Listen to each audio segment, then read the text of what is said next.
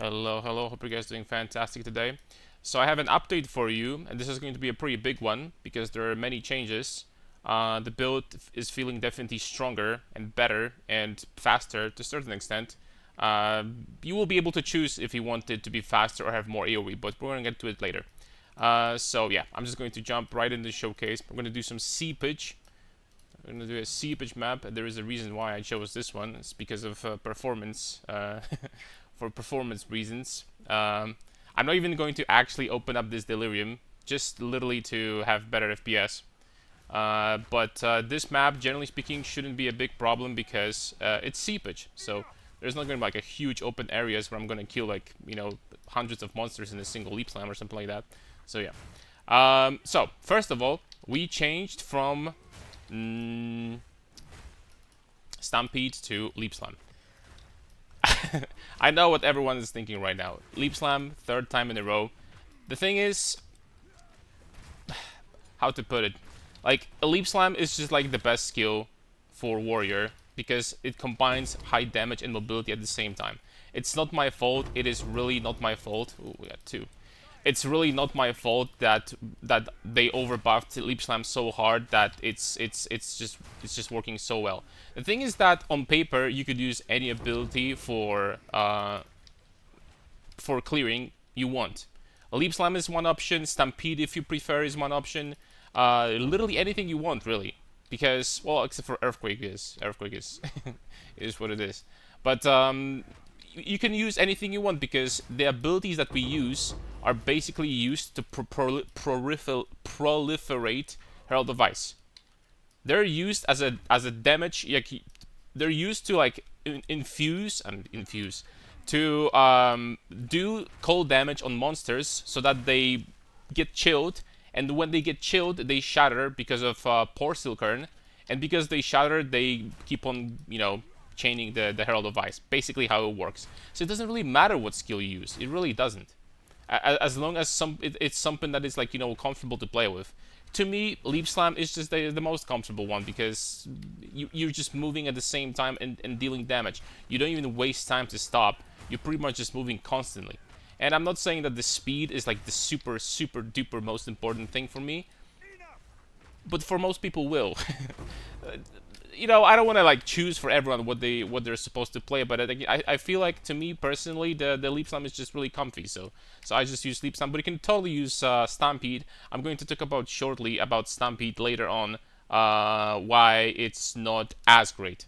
Now we got to the boss. I only talked about one improvement. There's many other improvements.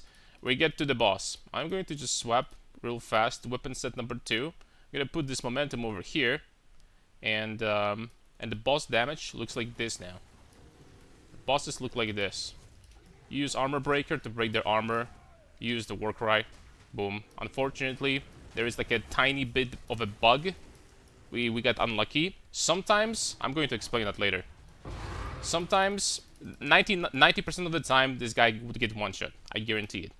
I did seepage before recording this video with more Monster Life, and I did like 7.5 million damage to this boss with the Ignite. So he ate 7.5 million, right? So very high damage. But I'm going to explain that after we're gonna get to the skills. Because I'm going to talk about shortly. So other improvements. Hold up a second. There we go. Other improvements. I swapped to Swollen Shield. I think that Swollen is absolutely fantastic, and I think that it makes sense because while mapping, I've realized that Leap Slam does so much damage that for like leftover rare monsters, or occasionally something like a Rogue Exile from time to time, something like this, or like a Delirium boss, you don't really need Shield Charge. You don't really need that much damage with Shield Charge.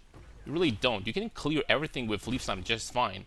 So I realized that on the weapon swap number 1, we don't really need shield with high armor. So instead, I decided to go for Swollen, and Swollen is obviously, when it comes to defense, if you want to have a defensive shield, nothing beats Swollen in this game, period.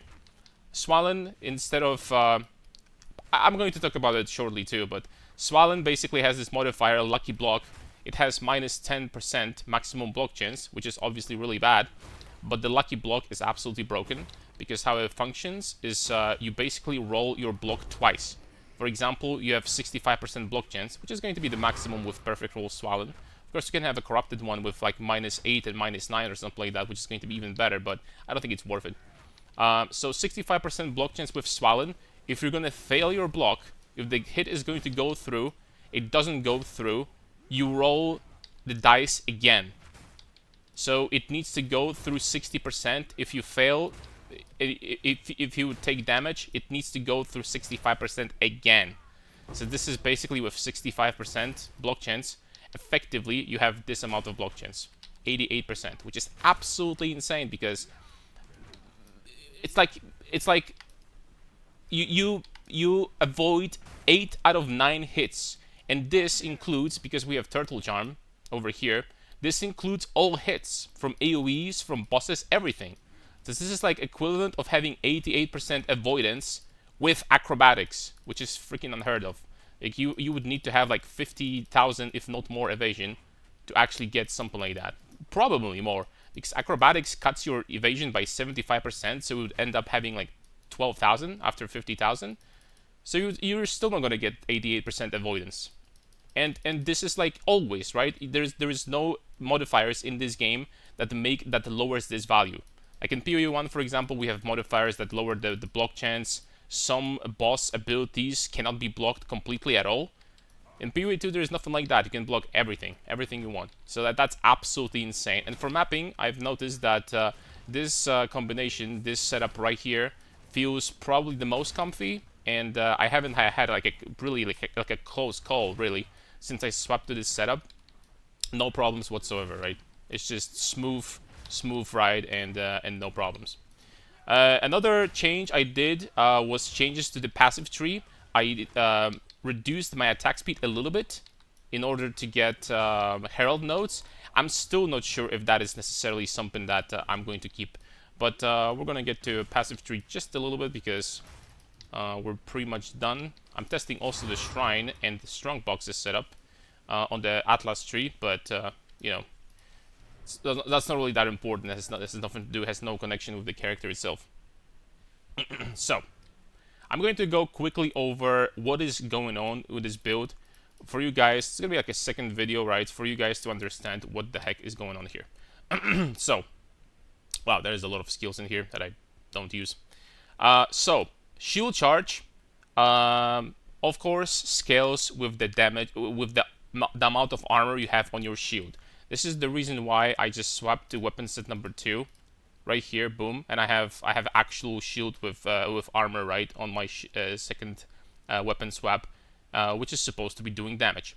There is one weird thing with shield charge, and you saw that while I was fighting the boss.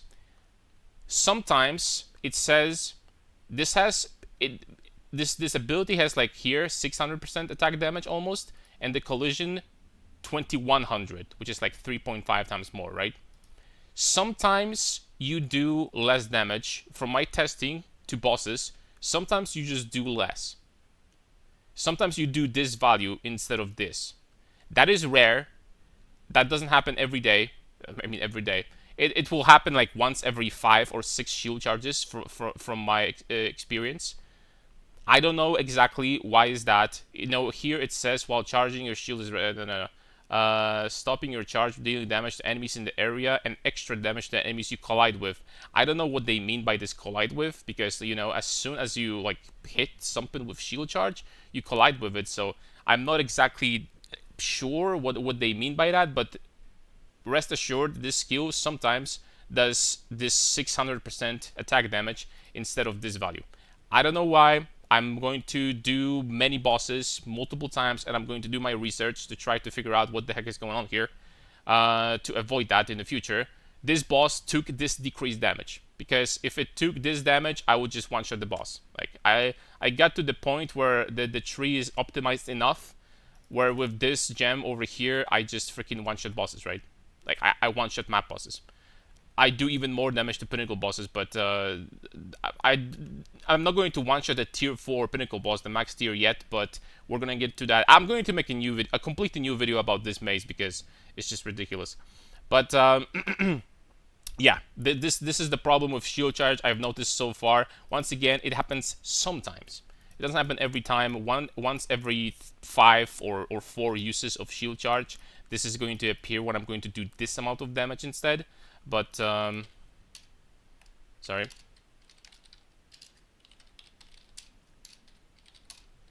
I'm going to PM him later. But yeah, it just happens. Next up, I'm going to talk about supports real fast. We have, of course, Execute because we use the deepest tower, so this is always 50% more damage.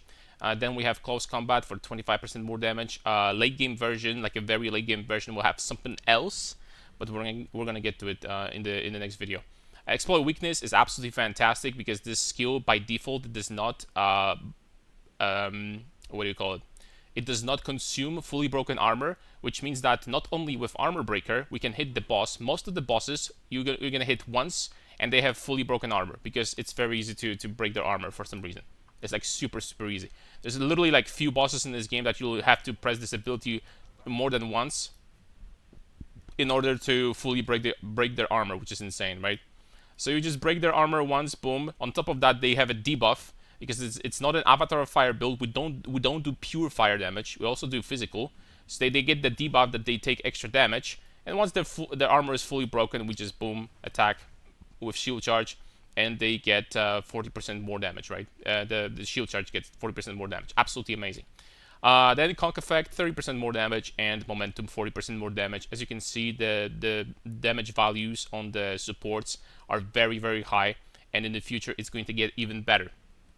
Now, what I recommend, because I haven't really found something amazing to use on Leap Slam, we can go for 100% Aftershock like we can get on Titan. So what I do typically is that I just swap this gem because Momentum is absolutely insane for both Leap Slam and for Shield Charge, right? Because 40% more damage on Leap Slam, 40% more damage on Shield Charge. Absolutely amazing. So, yeah. I do Cold Infusion. This is mandatory because we need to chill enemies in order for Portal Kern to make them basically shattered as though frozen. And this makes the chain reaction going because they keep on this and this, right? Because you break their armor and the reaction destroys their armor. Therefore, with the armor explosion, with this support gem, the monster explodes and the reaction just keeps on going, right? That's basically how it works. You can totally, for example, completely, not take that, and for example, like on Titan, it's going to be pretty easy to do something similar. Because Titan has like insane area. Generally speaking, you can get some insane areas, so you're not even going to see that you won't be able to chain. With Armor Explosion and Devastate on Titan, you can do a similar build. It's going to clear maps insanely well, by the way. So something you can do on Titan, for example. Maybe on some other classes too, but we're not talking about that right now. Then Martial Tempo for more attack speed, Rage on melee hit, which is nice. This gives you more attack damage, so it actually works on Herald of Ice, so additional bonus to Herald of Ice, right? Heavy Swing for more melee physical damage and momentum, as I mentioned before. Infernal Cry, Premeditation, and the Raging Cry, and Inhibitor. This is actually important because this is not important in this version of the build. This is going to be important later. We're going to get to this in the next video where we'll be talking about Nebulok and the single target setup. An Armor Breaker with Demolisher for more armor break and Endurance Charge when supported skills fully break armor. Of course, these two are mandatory. I'm not sure what I'm going to put there next.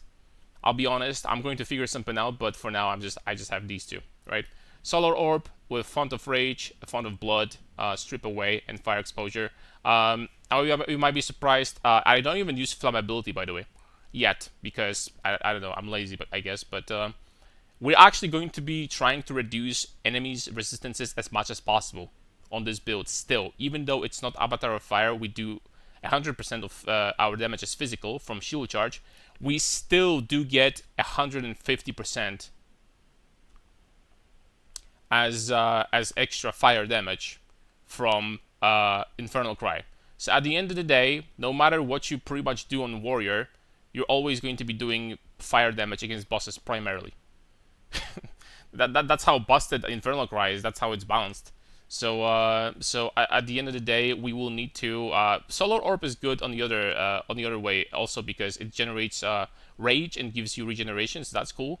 But this exposure thing is going to be needed. And then later on, I would also recommend you to use flammability also for even more damage boost, right? Then Herald of Ice, of course, one of the most important skills. The important thing about it is, as you can see, I have level 17 in Herald of Ice here because I have like, I believe it requires 90 dexterity, 90 intelligence, yeah. You can balance this out. For example, if you want to have like 80 dexterity or 80 intelligence, I mean, you want to. If you get to the point where you're gonna have this many stats, 80 dexterity, 80 intelligence, then you can, for example, get like a level lower or 2 levels lower. It's not going to be that big of a deal. That being said, if your budget is high enough, you have good items with like a lot of attributes and stuff like that, maybe even Astramentis, because Astramentis will be pretty damn good for this build. Then you can get the maximum level for more damage from explosions, right? It's not going to be at the end of the world if this Herald of Ice is, for example, level 16 or 15. It is not going to be. But something to keep in mind, right? So, of course, Armor Explosion, the thing that allows the entire thing to just keep on chaining, because on Armor Break, this explodes the enemy, and the explosion just keeps on going. It's like, a never-ending cycle. Elemental Focus, because we can't apply elements, really, on Herald of Ice. You can't apply Freeze on this skill by itself. This is what applies, the chain reaction, actually.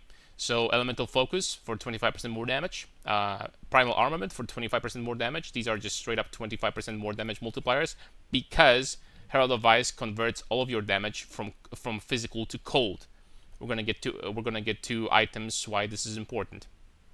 When we're gonna get 2 items, then a Reach and Magnified Effect for as big of explosions as possible. Pretty self-explanatory, right?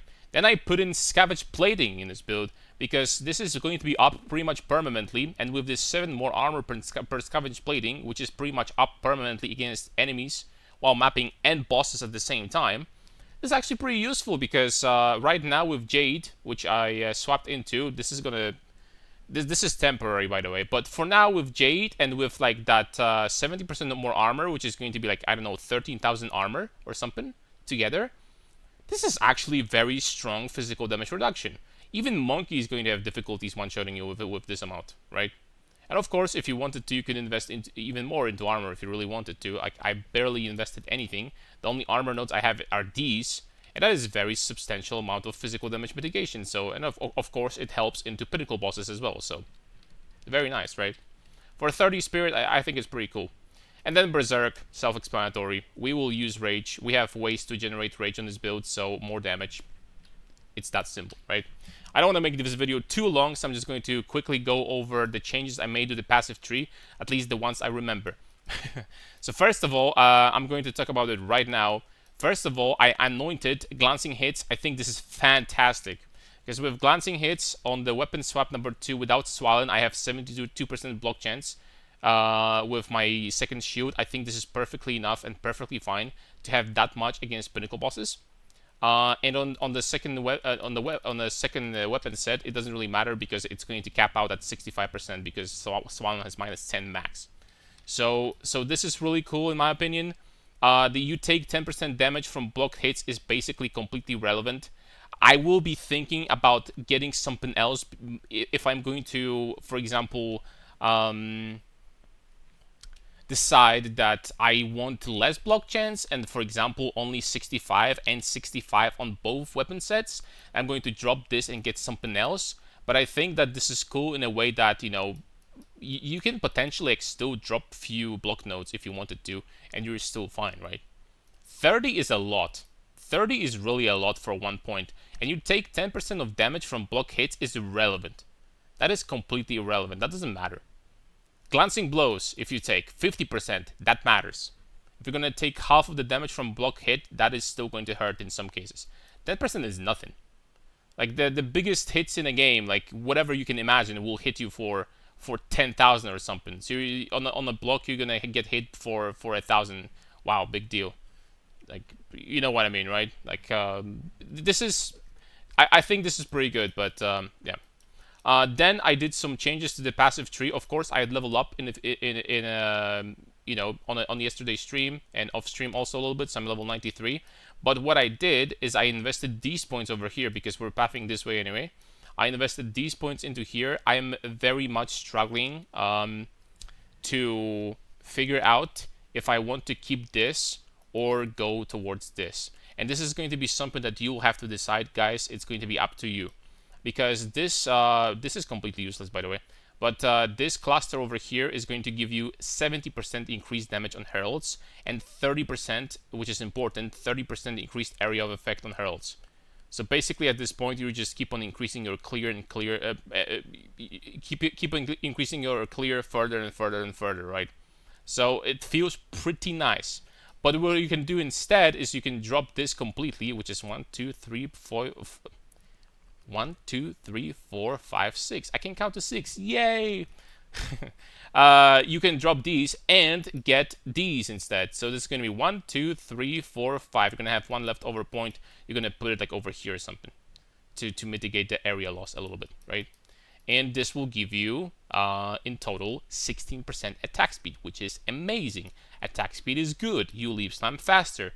Generally speaking, the attack speed is not as important on this build, simply because, you know, like Leap Slam scales with attack speed, but it doesn't scale that much. And attack speed is, I want to say, almost borderline whatever on shield charge. It will speed it up, but like, you know, this is like a kind of like a one-shot build, right? You hit once like every 2 seconds with it, or 3 seconds or something. You don't like repeatedly hit. So attack speed on this thing is not really that needed, right? So, of course, attack speed will increase your mobility, will decrease your damage a little bit in the area. It's up to you. You need to test for yourself and decide which one you're going to like more, right? Other than that, I saw some optimizations. Whatever I saw optimization, I went for it. I dropped beef because I didn't need that much strength with my weapon.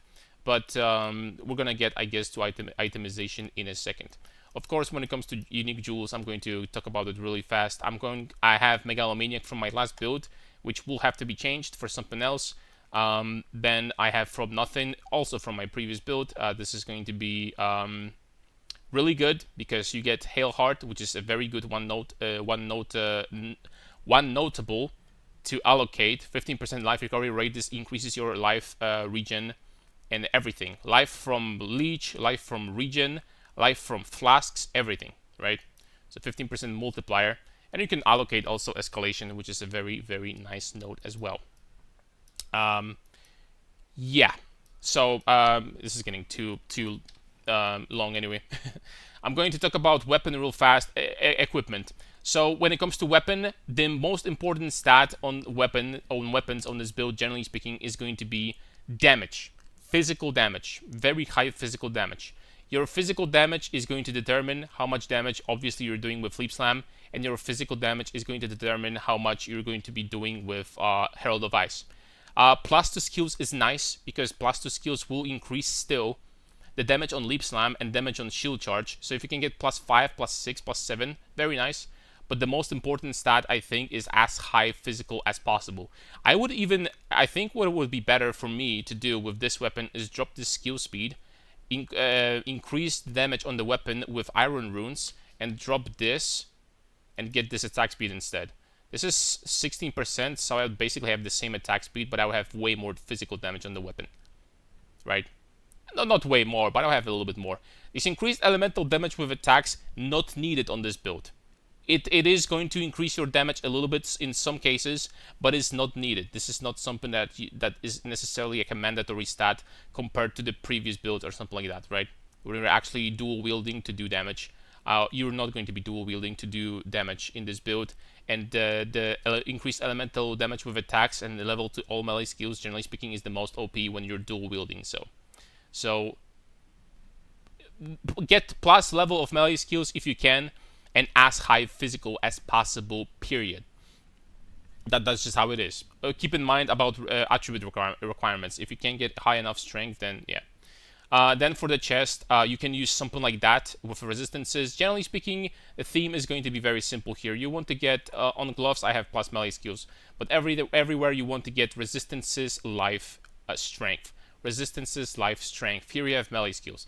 Resistances, life, strength, plus movement speed here. Resistances, life, strength, or just resistances. Some armor is good too. Some armor. This is actually a good chest piece, but I didn't buy it for a lot of money. But what you can also do is Warrior Invictus.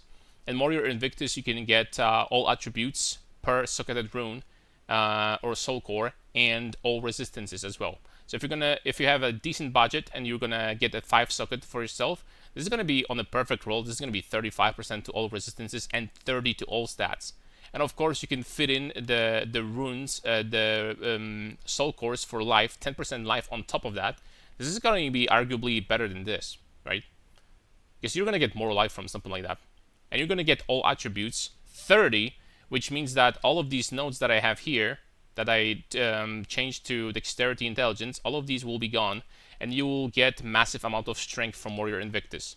So Warrior Invictus is going to give you a very nice amount of life altogether if you're going to get something like that. And I'm thinking about it. I'm going to let you know if I'm going to decide to swap. Swollen, I talked about already, so there's not much to say. Pulsar Curl, of course, it doesn't need to be with increased damage corruption, but they're very cheap still. There are other corruptions that are decent. For example, Strength. Strength would be very nice. Strength with better roll on the strength on the item itself would give you about 30 strength. So this is another great place to get additional strength if you want to. Or other stats, right? Dexterity, Intelligence also. Ring, same story. The flat damage is actually not that important compared to the previous builds. So what you need here basically is strength, life, resistances. That's it. All stats if you can get all attribute. If this ring had all attributes instead of that dexterity roll, it will be very, very good. But because it doesn't, it's kind of actually mediocre. This is the ring from my previous build I bought for like 100 exalts or something. So Amulet, all melee skills, attributes, very important. Amulet is a great place to get a very massive amount of attributes, so get as much as you can. Regeneration is not needed. This is once again an amulet from my previous build. So melee skills, preferably +3. It's still going to boost the shield charge damage and leap slam. Maximum life is very nice and stuff like that. Yep. And of course, Deepest Tower. Once again, from the previous build, I actually didn't buy too many items for this build because pretty much all of these items are from my previous build. So increased life regeneration rate and try to get as high chaos resistance as possible. On the swap, the block for now. Once again, I'm going to talk about. I'm going to make entire video about this in 2 days.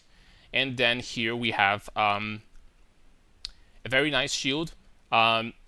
Keep in mind one important thing about the shield, apart from obvious fact that you need to get as much armor as possible on it. Try to not get resistances actually, because on your weapon set number 2 you're not gonna have resistances. I have +14 chaos resistance from runes from soul cores, right? So that's fine.